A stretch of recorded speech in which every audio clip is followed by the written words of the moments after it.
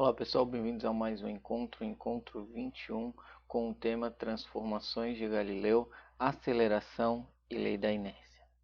Para começarmos a aula, eu vou elencar algumas das muitas façanhas realizadas pelo nobre e notável cientista, físico e filósofo matemático Galileu Galilei. Galileu, ele nasceu na cidade de Pisa, na Itália, no ano de 1564. E aos 17 anos ele ingressou na universidade local. Galileu, inicialmente, quando ele ingressou na universidade local, por motivos familiares, ele foi cursar o curso de medicina. Só que, descontente com a situação, ele tentou estudar matemática, mas também por motivos familiares ele acabou não concluindo o curso e saiu da universidade sem um diploma formal. A despeito disso, Galileu ele é considerado o pai da ciência moderna. Ele é considerado talvez o primeiro cientista moderno que impôs a experimentação como peça-chave para o nosso método científico. Algumas das descobertas de Galileu elas estão associadas, por exemplo, ao movimento acelerado, à lei da queda dos corpos e ao princípio da inércia, que ao final dessa aula será tratado. De outro modo, Galileu também foi um exímio experimental. E Galileu, no ramo da astronomia, ele aperfeiçoou o telescópio refrator e ele pôde constatar que há manchas no Sol, que a Lua possui montanhas, alguns satélites de Júpiter, os anéis de Saturno, entre outra infinidade de coisas. Galileu, então, como pode ser visto, ele foi uma grande influência para a sociedade da maneira que conhecemos ela hoje em dia. E ele representa um ícone da nossa ciência contemporânea. Voltando à questão das aulas anteriores, se a Terra movimenta-se ao redor do Sol com uma velocidade aproximadamente constante de translação de cerca de 30 km por segundo, como nós, situados sobre a sua superfície, não percebemos isso?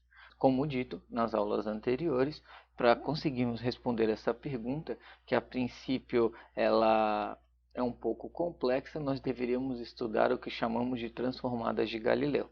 As transformações de Galileu, recapitulando o que foi visto anteriormente, elas são relações que são criadas a partir do desejo de medirmos posição e velocidade em referenciais inerciais diferentes. O que é isso? Quando eu estou, por exemplo, em um referencial que está parado e outro referencial que está se movimentando com uma velocidade constante, esses, como vimos, são chamados de referenciais inerciais. A posição de um dado objeto, na medida que há um movimento do referencial, ela vai ser diferente para o referencial parado e para o referencial com velocidade constante. A equação que descreve a posição de um objeto nesses dois referenciais é a transformação de Galileu para a posição. Essa equação, então, ela nos permite calcular a posição de um objeto tanto no referencial x como no referencial x', dado um ou dado outro. Ou seja, se eu souber a posição do objeto no referencial x com essa equação, sabendo a velocidade do referencial s', eu consigo descobrir a posição desse mesmo objeto, mas agora no referencial s'.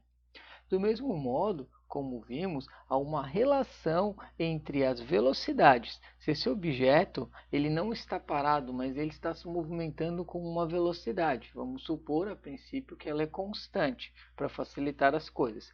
A velocidade do objeto em relação ao referencial que está se movimentando, obviamente vai ser diferente da velocidade do objeto em relação ao referencial que está parado.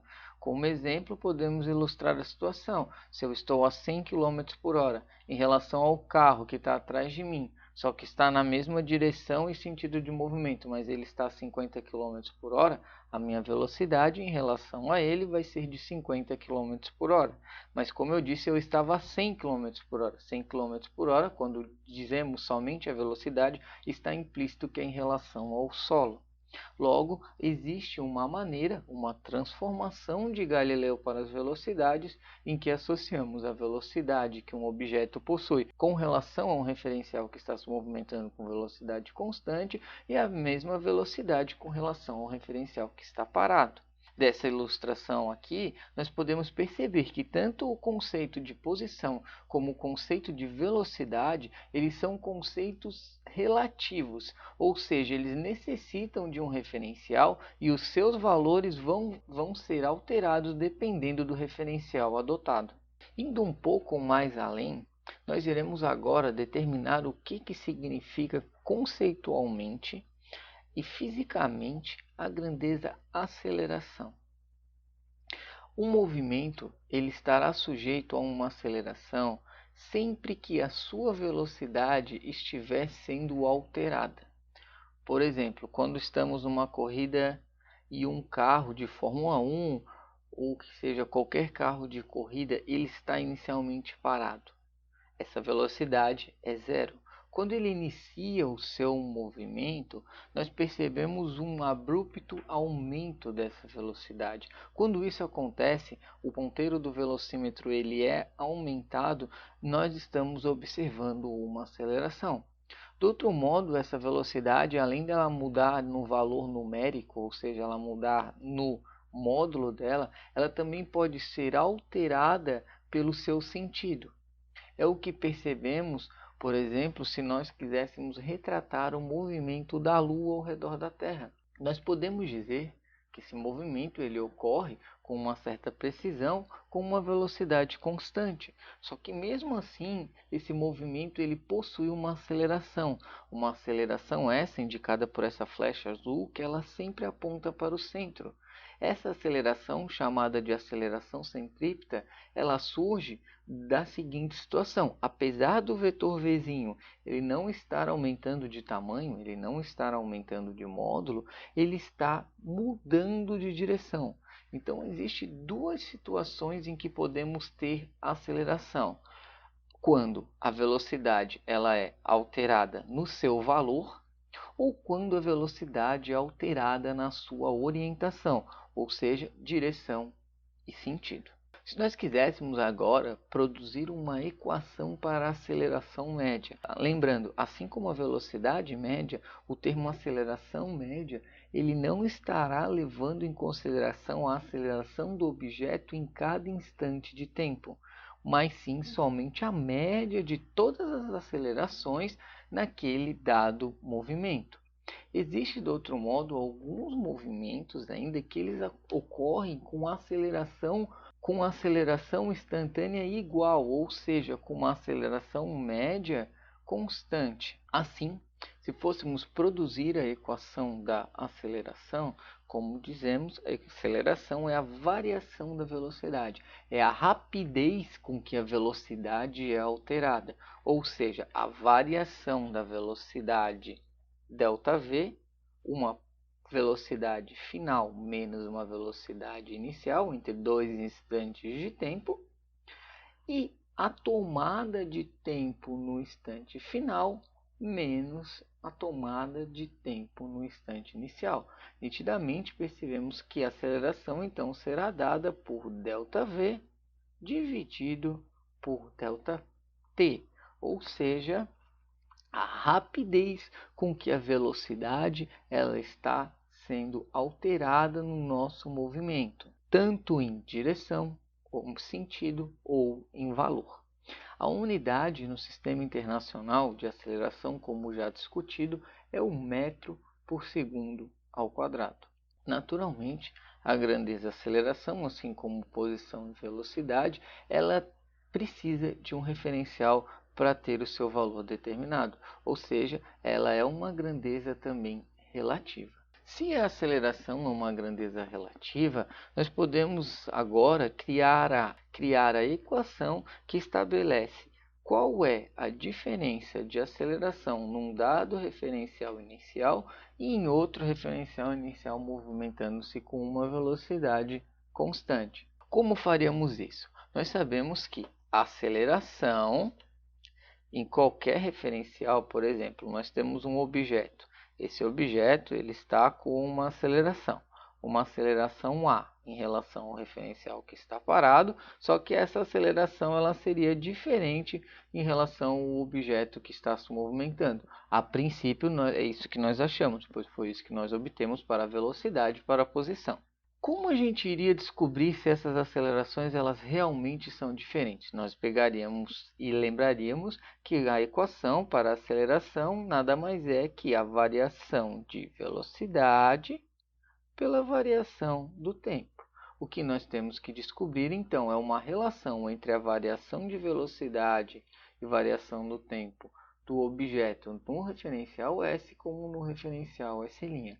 Lembrando, nós acabamos de descobrir na aula anterior que para um instante de tempo qualquer, um instante 1, por exemplo, a velocidade desse objeto em um referencial S' e um referencial S, ela poderia ser diferenciada, ela poderia ser descrita com essa equação. A velocidade do nosso objeto em relação a S' é igual à velocidade do nosso objeto em relação a S menos a velocidade de S' em relação a S.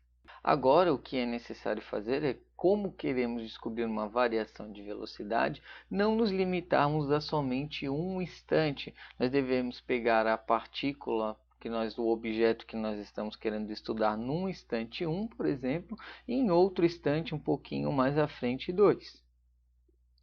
Então, pegaríamos esse objeto no instante 2 e teríamos a nova velocidade dele, já que ele está se movimentando com uma aceleração em relação ao objeto S', é igual à velocidade dele em relação ao referencial S e menos a velocidade do referencial que está se movimentando em relação ao referencial que está parado. Desse modo, nós poderíamos subtrair ambas essas equações da seguinte maneira. Nós teríamos então V1' menos V2', ou seja, V1 menos V menos V2 menos V2. Aqui também com 1. Nós sabemos que essa velocidade aqui e essa velocidade aqui, elas são iguais, pois o objeto, o nosso referencial, ele se movimenta com velocidade constante. Logo, ela poderia ser anulada. Nós podemos ainda pegar ambos os lados e dividir por um intervalo de tempo qualquer. Lembrando que o tempo é a única grandeza, de acordo com a mecânica newtoniana que estamos estudando. Na relatividade especial de Einstein isso é diferente, mas são cenas para outros episódios. O tempo, a variação de tempo medida tanto no referencial que está parado como no referencial que está se movimentando, ele é o mesmo. Logo, dividindo ambos os lados por ΔT, retiramos que V1 menos V2', ou seja, a variação de velocidade do nosso objeto no referencial S', é igual à variação de velocidade no referencial S. O que estou querendo dizer é a velocidade medida para esse objeto em relação ao referencial S parado em relação ao referencial S', movimentando-se com uma velocidade constante, ela é diferente. Mas como percebemos aqui, a aceleração desse objeto medida no referencial linha, ela é igual à aceleração do objeto medida no referencial S. Ou seja, a aceleração é a mesma. Um exemplo que poderíamos ilustrar isso seria, se nós estamos andando de bicicleta com uma velocidade constante e um cara ele está parado contemplando a natureza ao lado, por exemplo, numa beira-mar, onde várias pessoas andam e caminham com seus animais, andam de bicicleta, fazem esportes ao ar livre e tudo mais. Se tem uma pessoa, nós andando de bicicleta com uma velocidade constante, tem uma pessoa parada e os dois observassem um carro arrancando num sinal, por exemplo, nós não iríamos concordar com a velocidade daquele carro, mas a aceleração dele nós iríamos concordar, nós iríamos dizer, esse carro ele teve uma variação na sua velocidade de tanto, e nós dois, tanto a pessoa que está parada como eu que estou na minha bicicleta em movimento com velocidade constante, nós iríamos concordar com a aceleração desse carro, com a variação da velocidade desse carro. E isso quer dizer, basicamente, em linguagem e formalismo um pouco mais técnico, que uma aceleração ela é percebida de maneira igual por dois referenciais que se movem relativamente à velocidade constante. Como conhecemos, são referenciais inerciais. Essa é a chave para respondermos a pergunta que persiste já há algumas aulas. E ela tem esse papel de ser a chave, pois com ela nós podemos enunciar um princípio, uma base fundamental para toda estruturação de um ramo da física chamado dinâmica, que é o estudo da causa do movimento dos corpos.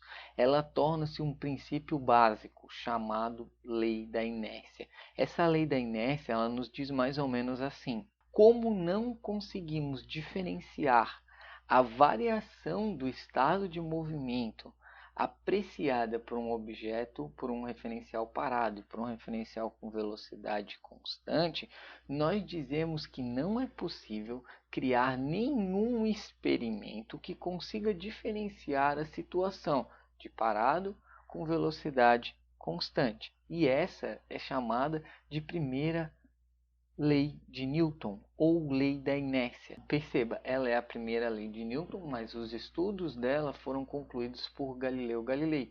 Ela é mais conhecida, mais comumente conhecida como primeira lei de Newton, pois ela entra num conjunto estruturado de 3 equações que conseguem descrever toda a dinâmica feitas por Newton e na grande maioria delas, mas como vimos, a primeira lei da inércia foi feita por Galileu. Então as consequências disso são basicamente o movimento retilíneo uniforme, que estudaremos nas próximas aulas, que nada mais é que um movimento com velocidade constante, e o estado de repouso, eles não podem ser diferenciados de acordo com a nossa teoria. Não temos como produzir uma experiência para diferenciar isso. Por que não é possível produzir uma experiência? Porque uma experiência dinâmica, ela essencialmente iria medir uma grandeza que já abordamos muito brevemente nesse curso, que é chamada de força. Essa força ela está relacionada com a nossa aceleração, como vimos. Então, como a aceleração ela é igual nos dois referenciais, nós não conseguiríamos medir uma variação de força quando mudássemos de referencial. Então, não tem como nós distinguirmos essa situação. E ela também, essa primeira lei de Newton, ela pode ser enunciada de uma maneira mais habitual em livros didáticos da seguinte maneira: se nenhuma força atuar num corpo, esse cara ele vai continuar em repouso ou andando com velocidade constante. E por fim, eu acho que eu já consegui dar todas as bases até agora, então vocês provavelmente já devem estar conseguindo por si mesmo responderem essa pergunta, mas eu vou formalizar o nosso conceito, vou reler a pergunta e vou responder agora. Se a Terra movimenta-se ao redor do Sol com uma velocidade aproximadamente constante de translação de cerca de 30 km por segundo, como nós, situados sobre sua superfície, não percebemos isso? Essa resposta, então, foi um grande apoiador do modelo heliocêntrico, porque, como eu disse, isso foi uma interrogação, uma indagação feita pelos defensores do modelo geocêntrico na época, e ela pôde ser respondida por Galileu a partir do princípio da inércia. A resposta ela reside no fato de que a física, as leis da física, elas são as mesmas, tanto para quem está se movimentando com uma velocidade constante, o referencial S', no caso do nosso estudo, como para quem está parado no referencial S. E a força percebida pelos dois, como acabamos de dizer, ela também é exatamente a mesma. Então pense, eu sobre a Terra, eu estou me movimentando junto com a Terra. Logo, não haverá uma diferença de força por eu estar me movimentando junto com a Terra. De outro modo também, se a gente considerar que a Terra ela está andando com uma velocidade constante e um outro objeto, por exemplo, está parado em relação, claro, em relação ao Sol, neste caso, nós acabamos de descobrir que se a Terra estivesse se movimentando com velocidade constante e nós temos outro objeto que ele está parado, a força também apreciada pelos dois será a mesma, não vai ter diferença. Então, como nas experiências dinâmicas, nas experiências mecânicas, nós medimos forças, não temos como nós distinguirmos as duas situações, pois o experimento ele não seria capaz de fazer isso. Logo, não há nenhuma aceleração extra devido ao movimento da Terra ao redor do Sol. E por isso a gente não consegue perceber nada, pois nós estamos sujeitos à mesma situação da Terra. E com isso terminamos o conjunto de aulas de mais uma semana. Gostaria de pedir para vocês para se dedicarem nas atividades, tentar responder, lembrando que nós temos mais de uma tentativa para responder as atividades, então não fiquem satisfeitos em fazer só uma vez, tentem fazer mais de uma para melhorar as suas notas. Lembrando que posteriormente, no final do curso, para aqueles que atingiram os objetivos traçados na estrutura do curso, a gente vai estar disponibilizando um certificado para as pessoas, com participação pela UFSC. E na última semana nós estudaremos, só para antecipar, estudaremos sobre os movimentos, em especial o movimento que acabamos de comentar brevemente, o movimento com uma velocidade constante, e também veremos algo um pouquinho mais superficial sobre o movimento com uma aceleração constante. Então era isso, desejo uma boa semana de estudo a todos e até mais.